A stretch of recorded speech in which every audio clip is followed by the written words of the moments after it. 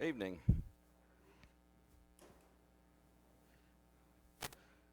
We are continuing our study of, I've been kind of calling this geography, Bible geography, but as I've been studying for Sunday night's lesson,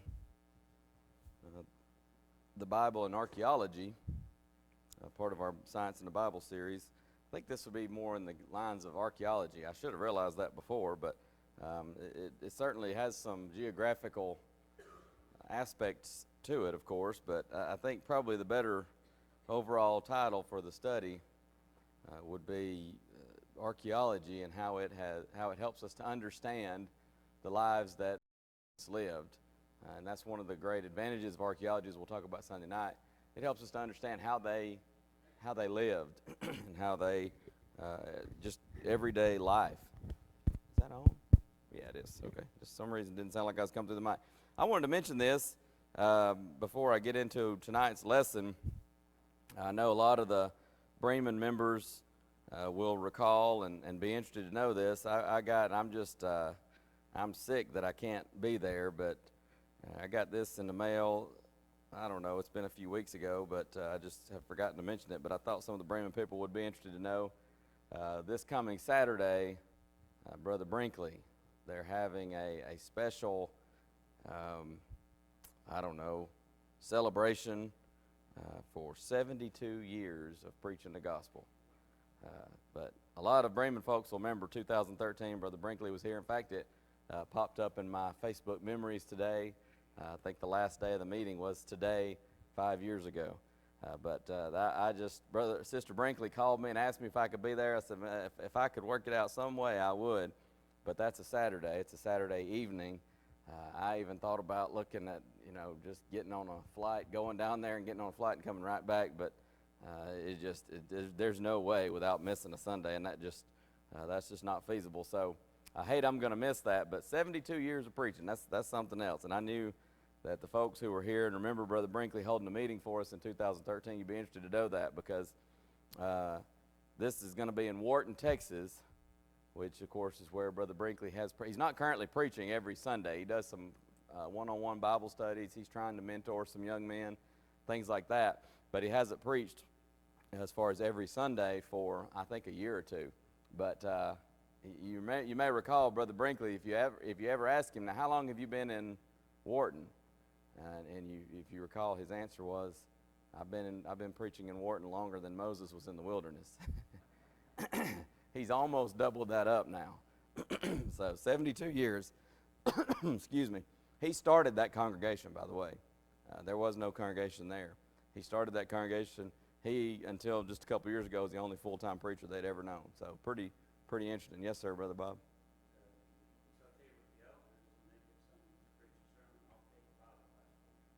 Okay.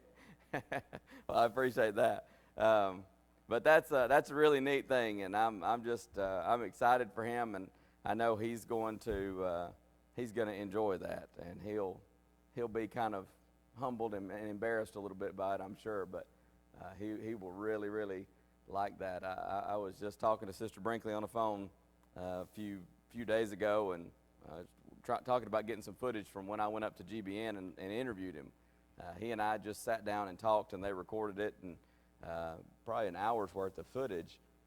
Just really, y'all know he's kind of a hero of mine as far as preachers go. So I went, 2 or 3 years ago over to Hayes Glass, where Brother Woods, this was before he passed, they had kind of a celebration for his preaching career. And one of the brethren over there said something that stuck with me. He said, we like to give roses before people die. We like to give the flowers before they die. And what he was saying is, what we often do is we wait until somebody's dead, and we stand up at the funeral and say all these wonderful things about them, and that's fine. But why not say it when they're alive and they can hear it and appreciate it? So I like that concept. But anyway, I just wanted to let y'all know about that. We're talking about this is the last slide on the life of this all kind of is part of the life of the shepherd, but we're going to go in more of talking about the tents, as I mentioned last week. But I did want to show this to you because I just forgot to put these slides in, these pictures in yesterday, last week. There's a cave. This would be kind of more of a temporary sheepfold. You can tell they just kind of used the cave and the side of the mountain, and there's some rocks piled up right along here. And you got a ready-made sheepfold here, because it's going to be very difficult for predators to approach from here because you got a steep drop-off. Over here you can barely see that little makeshift door. This isn't a good high-quality picture. I had to take a picture out of the book to put in here. Up here, I hope you can see this one. This is probably even worse as far as being able to tell out a whole lot of detail. But this, it's butted up against a mountain. So very difficult for predators to approach from here because you have a steep mountain. There's your door. This is obviously a more permanent sheepfold. You can tell by how much higher the wall is and going up there to the mountain. So just an example of kind of what we talked about. A more temporary, more permanent sheepfold. Now, we touched on this just a little bit last week. The tents, goats and camel's hair tents. This is the one that they have at the Biblical History Center in LaGrange. The darker color is, I just went blank. I'm afraid I'm going to get them reversed. The darker color is the goat's hair, if I'm not mistaken. The lighter color will be camel's hair. And here's another shot. This is, unless I'm mistaken, I'm 99% sure this is from, not one of my pictures, but this is from the Biblical History Center looking out from that same tent. They've got, obviously from this picture, you can't really see what's inside of there. And they can change it out just like the ancients did. There was not a whole lot that you kept in these things, because what are you doing quite often? Packing up and moving, right? It may be that you can't find a place for the sheep to graze, so you got to move on. It may be, it could be quarrels and even among friends. What's an example of that in the Bible? Even among family. Abraham and Lot, right? Abraham and Lot, their herdmen couldn't get along, so one of them had to go. They said, the land's not big enough for us. Of course, Abraham says, you choose which way you want to go. I'm going to go the other way. So sometimes you just got to pick up and move, and so they didn't have a whole lot of provisions, but I'm pretty sure this is at the Biblical History Center, and you can see a few provisions there. I don't think you can just barely see it. Whoops. Right over in here, be a little small cooking fire. They could have a very primitive oven sometimes. Some pots and pottery, things like that, baskets. But nothing super fancy there, but it worked for them. It was sufficient for sure.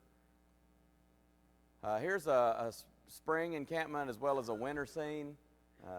You can't really tell it here in this one up at the top left, but you can roll these flaps up and you get a lot of airflow. So when it's warmer weather, that's obviously what you want. You want more airflow. There's a better picture in just a moment we'll see that shows that better. But in the winter, you can, as you see over here on the side, the flaps come down. You could even have front flaps if it got too cold, but they've got, they can make it work in warm weather or cold weather. And as you recall, in Palestine, a little bit of both, depending on where you are. Sometimes extremely hot, sometimes extremely cold, sometimes somewhere in between. And sometimes from evening to afternoon, or night rather to afternoon, you have a lot of variation in those temperatures. We talked about this just kind of briefly. This is kind of where we left off that I wanted to talk a little bit more about. This is from the book, The Back Flap of the Tent. If you go to the tent, if you're in the, and I think I mentioned this last week, we didn't get to go inside the tent because another group was using it for something, and they just took, by the time they were done, we were in a totally different area. I think we were in the meal by the time they were done. But if you're in there in the daytime, you look up and it looks basically like this top right picture. You see the magnification, and it kind of looks like what? Kind of looks like looking up. If you're ever out in the country, it's hard to do sometimes in the city when you got street lamps and stuff, but if you're ever out in the country and it's dark and you look up, it's amazing. It's one of the amazing things about Bible camp when you go to different Bible camps that are kind of out in the country. You can look up and you just see stars and stars, as long as there aren't clouds in the sky, of course. But it looks like looking up into a starry sky. Now, kind of wanted to unpack that just a little bit. Noah, Abraham, Lot, Isaac, Moses, those are just a couple of familiar names, but these all would have been patriarchs who used tents.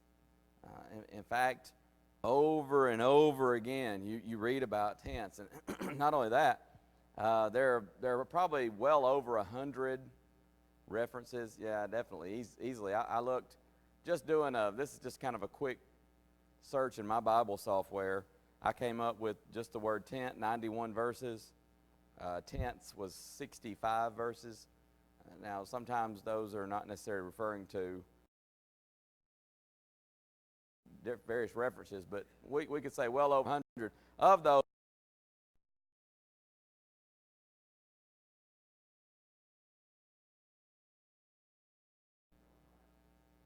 What happens when you get past, say, Judges? Yeah, they get into the promised land, and one of the things that God told them about the promised land is, I'm going to give you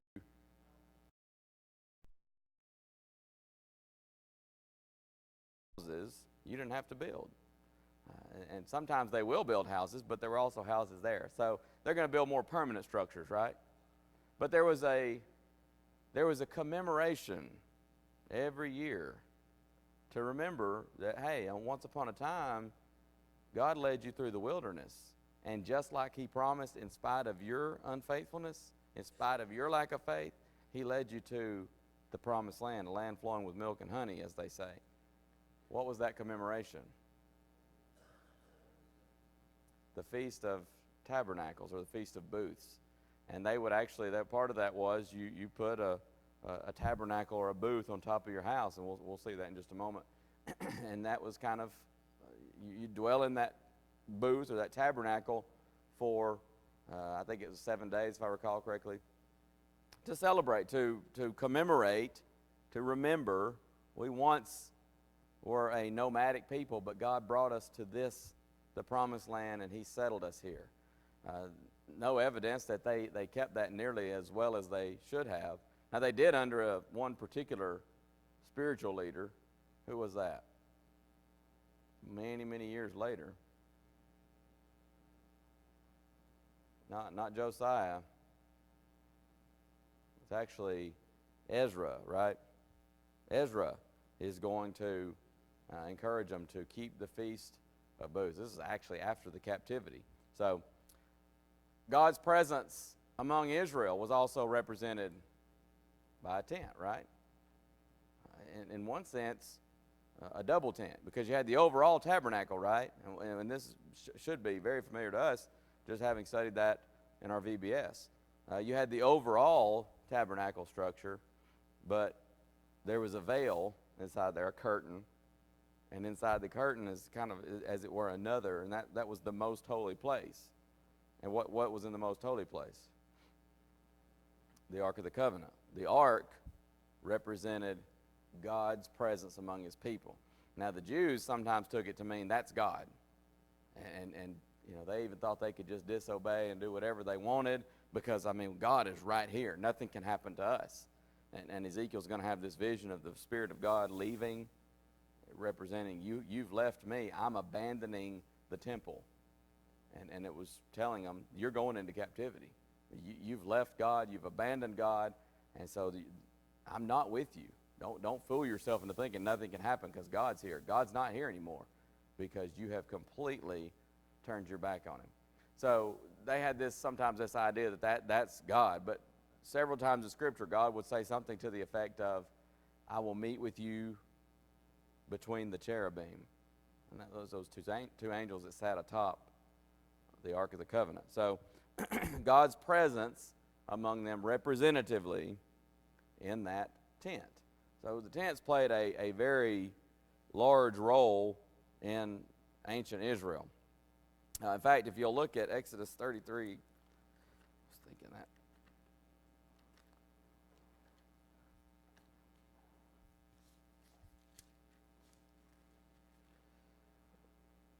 It begins at verse 7, where Moses takes the tabernacle, pitched it without the camp, outside the camp, in other words. He calls it the tabernacle of the congregation. And that's where Moses goes to commune with God, to get instruction from God.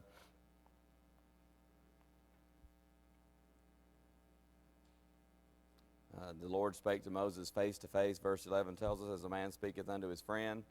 He turned again into the camp, but his servant Joshua the son of Nun, a young man, departed not out of the tabernacle.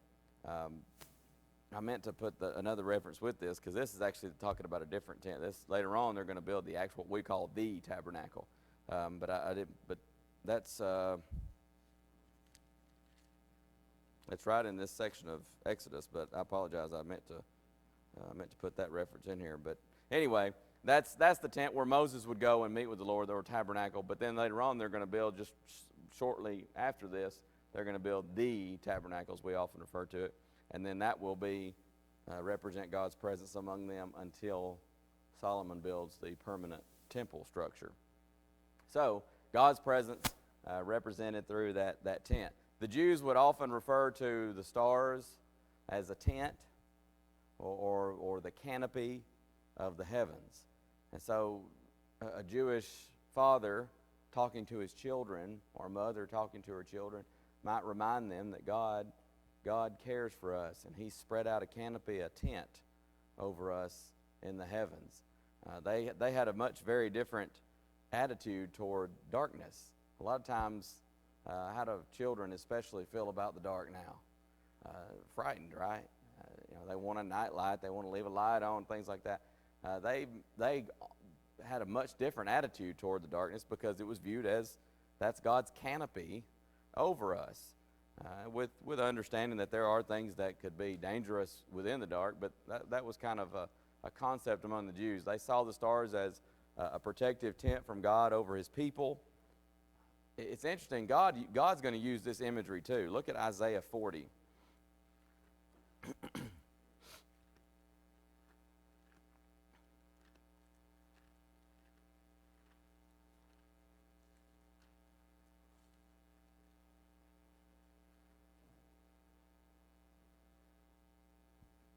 Somebody, if you would, read chapter 40, verse 22. We read this a lot, talking about a pre-scientific statement that the world is not, in fact, flat. It's round. But sometimes we just kind of read right through the last part and miss this and never give it much thought, because we're not typically thinking in depth about tents, right? What does it say?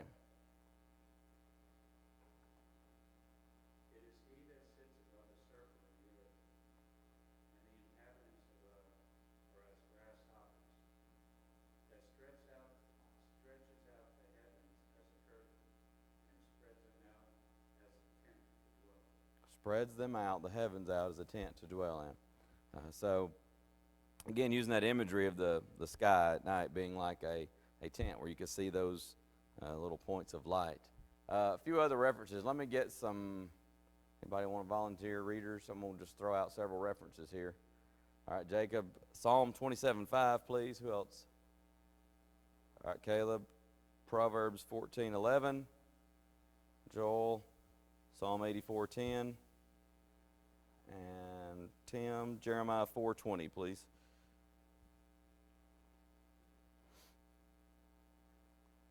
This is much, much later in Scripture, but we're very familiar with one tent-making individual, right? Individuals. Who are they? Paul the Apostle, and he also had some friends, a husband and wife team, right? Aquila and Priscilla. They were tent makers by occupation. Acts 18:1-3 tells us. So that's a New Testament reference. But the point is, these tents, they're not as popular necessarily as permanent dwelling places, but they keep using them, even on in the New Testament times. And Bedouin tribes in the Middle East still use these tents. Jacob, Psalm 27:5, please.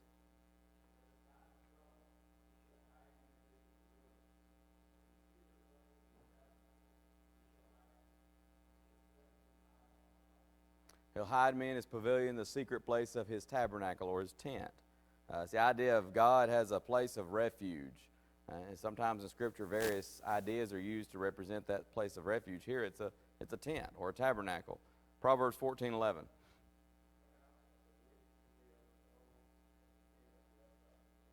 The tents of the upright will flourish, as opposed to the house of the wicked overthrown.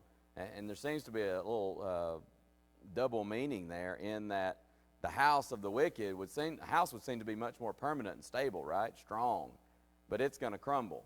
Whereas even a tent of the upright, it's going to flourish. There's another proverb later on that's going to say, better is a dinner of herbs than a stalled ox with trouble therewith. Kind of a similar type imagery. Psalm 84:10. Joel, did you have it?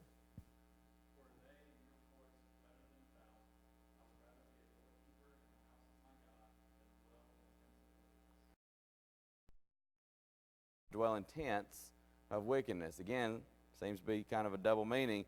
The permanence of a house, God's dwelling is a house. Wicked are in tents, temporary. Now, the wicked are here.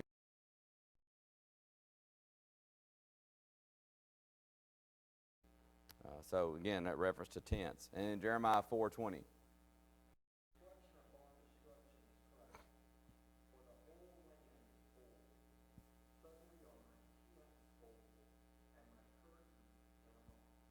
The tents being spoiled, it would be a kind of, I don't know if idiom is the right word, but an expression in Hebrew culture. Your tents are spoiled, you've been utterly ruined. And Jeremiah is using this to describe Judah, their state. They are utterly going to be fallen, destroyed, because of their disobedience. So tents being ruined. Again, getting back to New Testament times, you got Paul being a tent maker. John is going to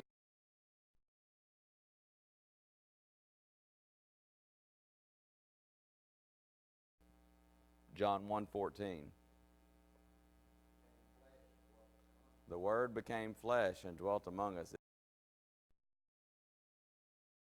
became flesh and tabernacled among us. He was here for a time, tabernacling in the flesh, temporary. Wasn't meant to be here forever. He came here for a purpose, to die on the cross, to purchase redemption. Then he ascended back into heaven. The body is often referred to as a tabernacle. I'll let you read on your own 2 Corinthians 5, verses 1 through 4. But he starts off that passage. You're probably familiar with it, even if you don't recognize the reference. We know that if our earthly house of this tabernacle were dissolved, we have what? A building of God, an house not made with hands, eternal in the heavens. So he talks about the body being like a tabernacle. It's temporary. We preach it all the time. Bible class teachers teach it. Preachers preach it. Elders plead. Christians plead with other people and fellow Christians to remember that our time here on earth is short. It's temporary. So we often refer to the body as a tabernacle.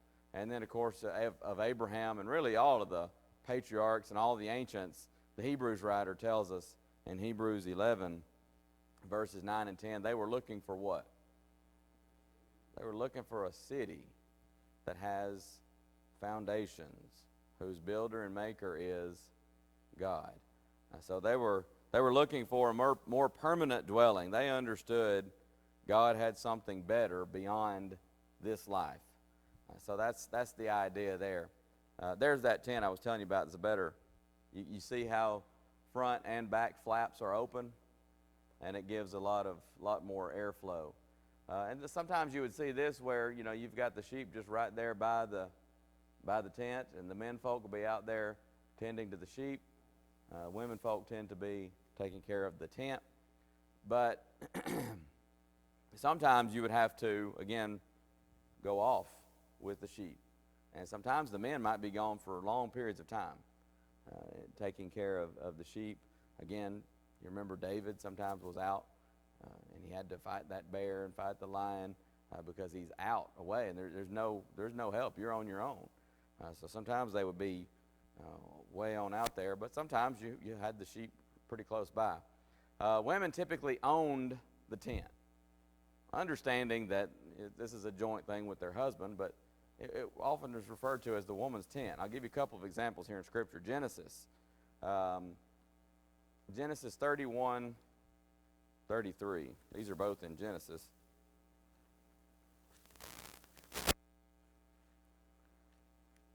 (31:33) of Genesis.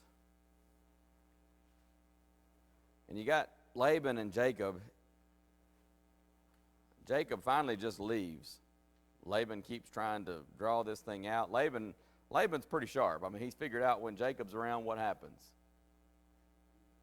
Good things happen, right? God's blessing Jacob. And so he wants to keep him around, and he does everything he can. He's tricking him. He's drawing out these agreements that he's making with him. And, Jacob even is going to tell him when he confronts him, you've changed my wages, 10 times? And I don't think he meant literally. He was counting 1, 2, 3, 4, 5, 6.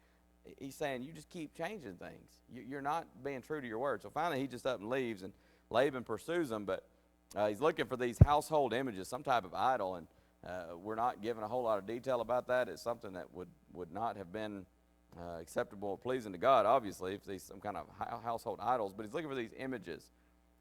And it says in verse 33, Laban went into Jacob's tent, and then he goes into Leah's tent and into the two maidservants' tents. But he found them not. Then he went out of Leah's tent, entered into Rachel's tent. You see how it's often referred to as Leah's, Rachel's, even maidservants' tents. So typically the women would own the tent. If you'll go back just a little bit to Genesis 24,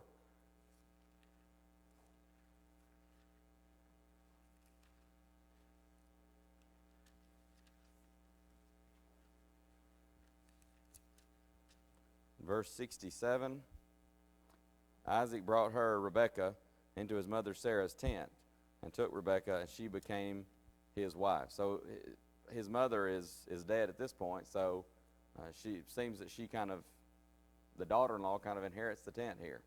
But he takes her to his mother's tent. So the women would quite often have the tent referred to as theirs. I don't know if the word owned is the right word any more than, kind of a joint ownership, but you get the idea. Women set up the tent, they took it down.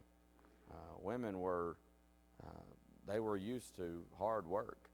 Not that the men weren't, but you can imagine living out in the wilderness. It's not an easy life for any of them. But the women, they typically would set up the tent, take it down. They also handled cooking. You know what the men did? Everything else. Doesn't leave a whole lot, does it? You can see the women were not lazy. They didn't sit around. They had the lion's share of the work for sure. But the men did typically handle the shepherding matters. It wasn't common for a woman to go out with the sheep. She would tend to be there taking care of things in the tent. But no shortage of work. There's an interesting account in Judges. Turn to Judges chapter 4. Does anybody recognize this? Who are we going to be looking at?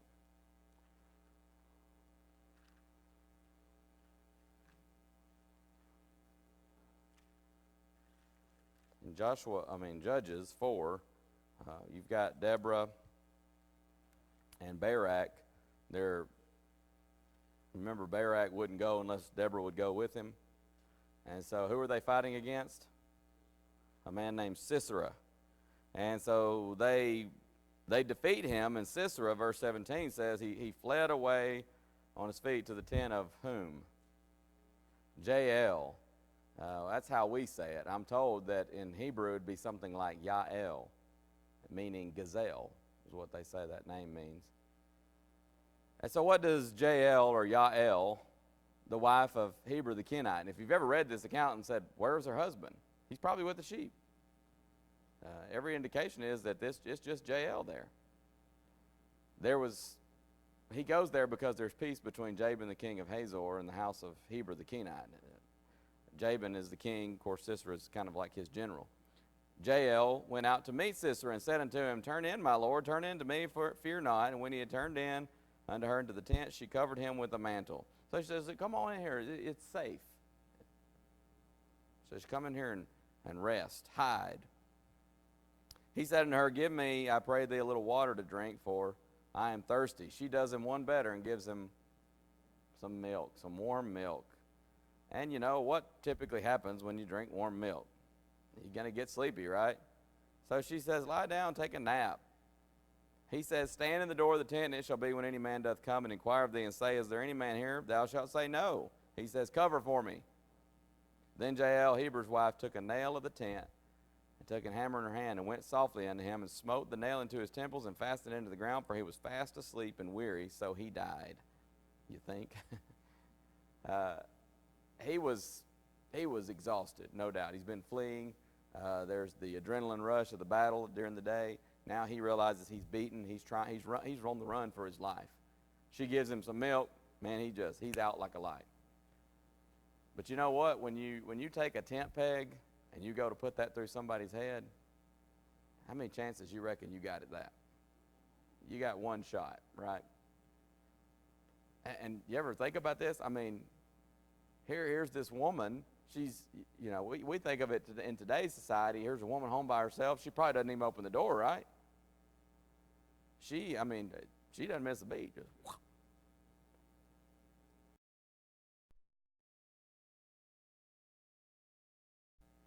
And do you know what Cicero was thinking? Nothing like that ever entered my mind before. So you only got one shot at that. I stole that joke from Vern, but I had to. It was good. I had to repeat it. So the tent. The women were used to setting up tents, taking them down, and you see the skill that Jael would have had with the hammer and the tent peg. Two compartments. You had a woman's side and a men's side. It's not to say they didn't intermingle. As we go along and explain this, the women's side had cooking and storage provisions. You see this over here. This will be more what we would call a kitchen or a storage area. You can see there's some cooking done here too. But you can see this. This would be kind of the woman's side with cooking, storage provisions. The men's side, you don't see it as much in this tent, but typically they say that the men's side would often be larger, because if you had guests stop by, they're going to be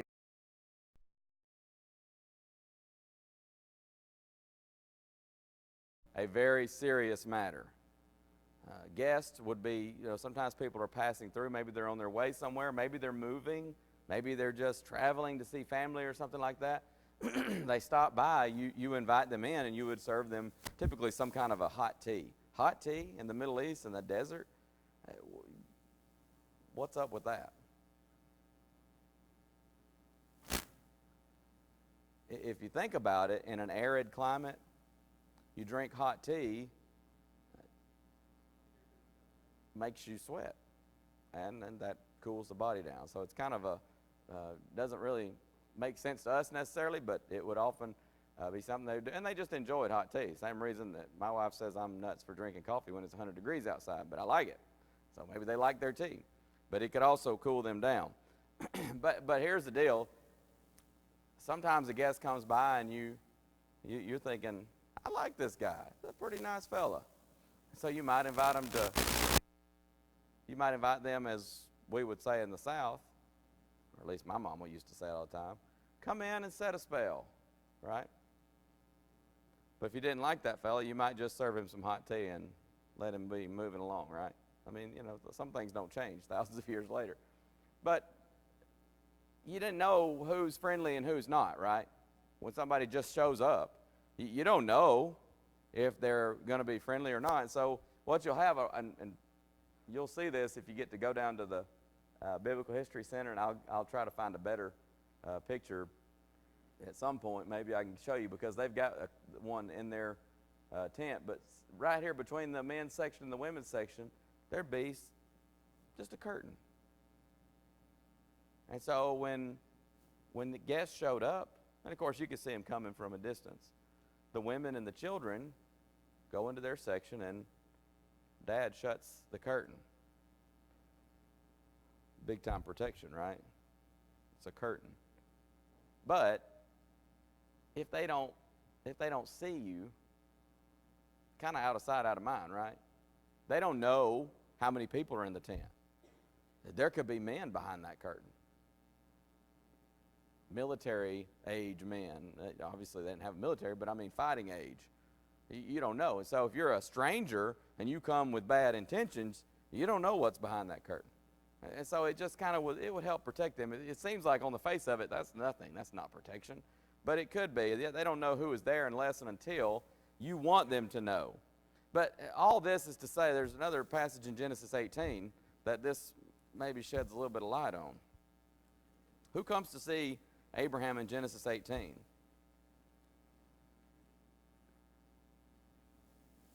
It's God, right?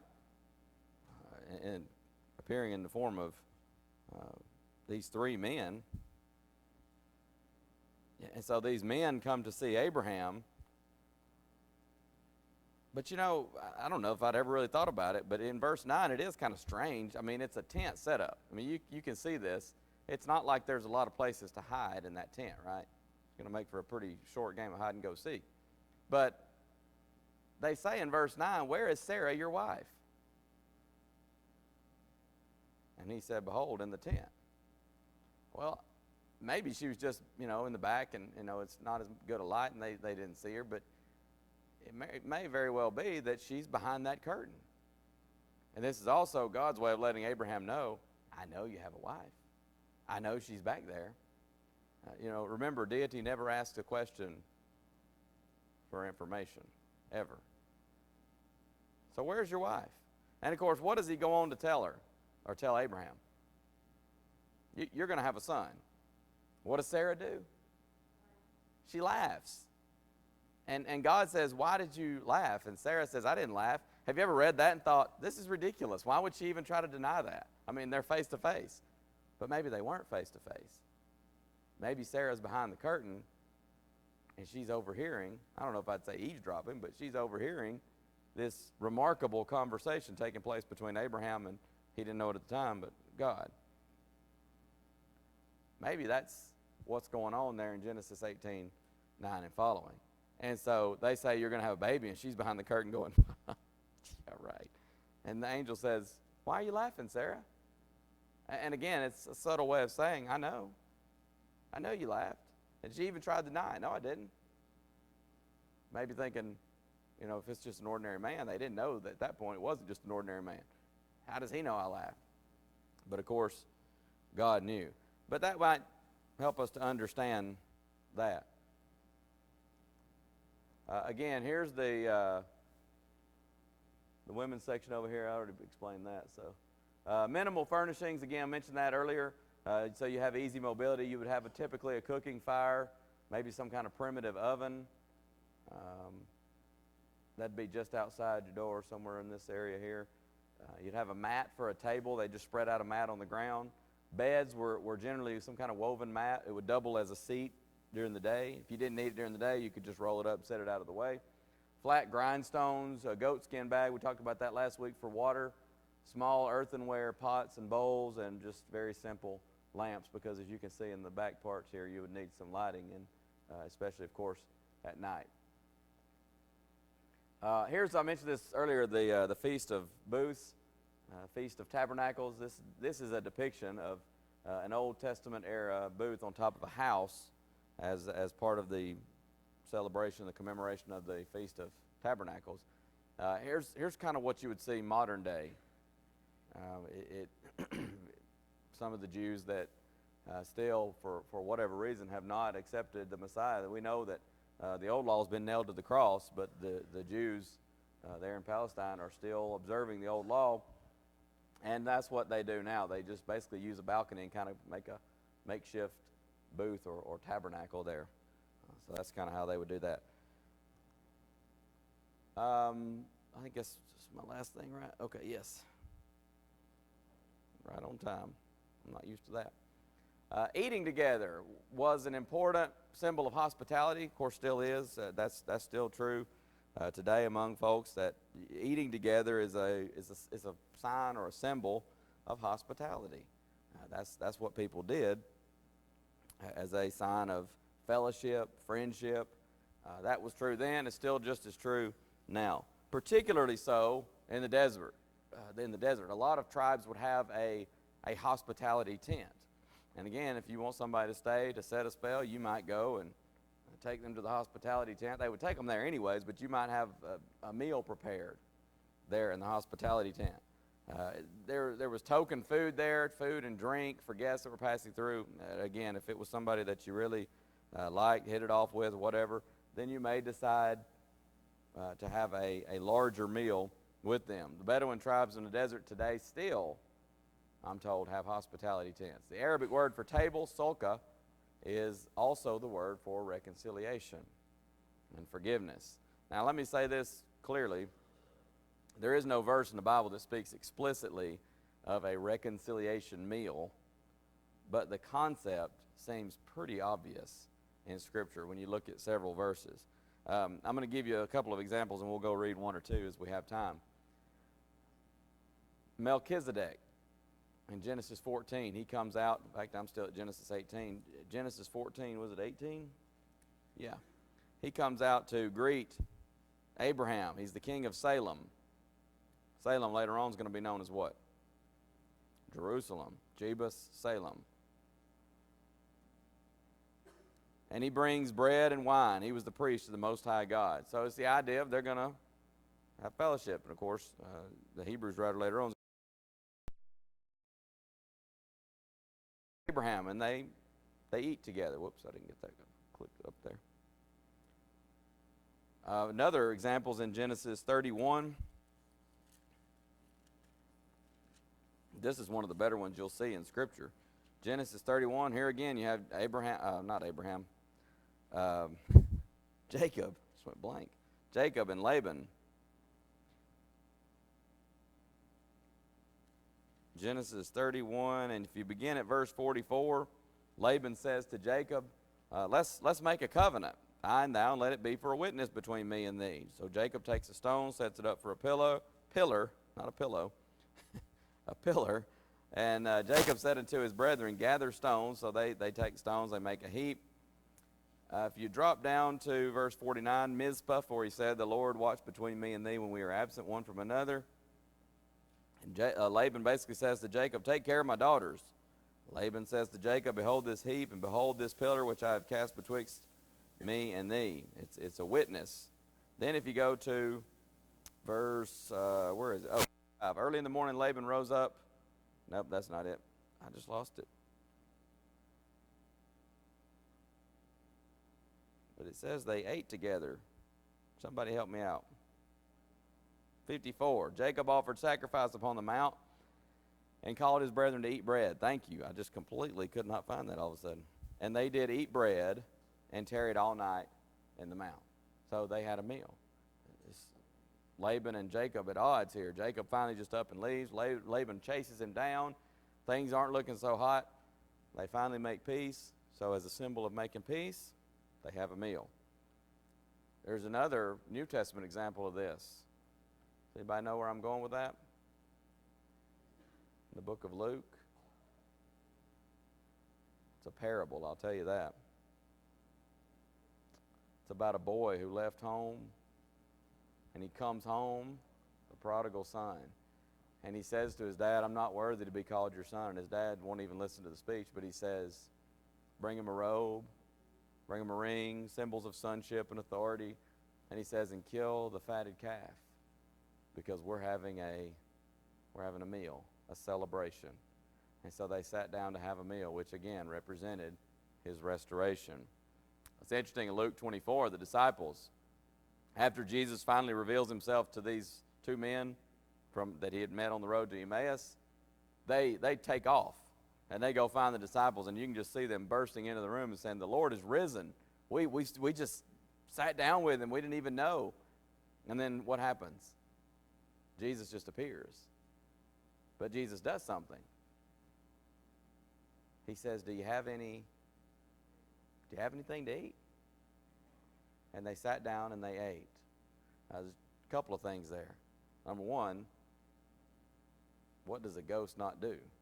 What can a ghost not do? A ghost can't eat, right? They're spirit. It shows the bodily resurrection.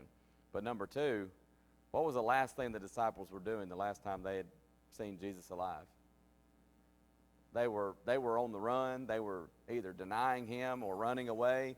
We're not going to be anywhere near this guy because it's clear the Romans are going to kill him. So it's kind of a restoration meal. And then, of course, the early church, they continued steadfastly in the apostles' doctrine and in fellowship and in breaking of bread and in prayers. And there's one more verse before we close out. Turn to the book of Revelation. Saw an example over in Genesis. There's another one right at the very end of Revelation, at the end of Scripture, that form of Revelation, but not at the end of the book of Revelation. It's more toward the beginning. Chapter 3. Chapter 3, verse 20. I'm going to just read it before the kids get up here. Jesus speaking here, he says, "Behold, I stand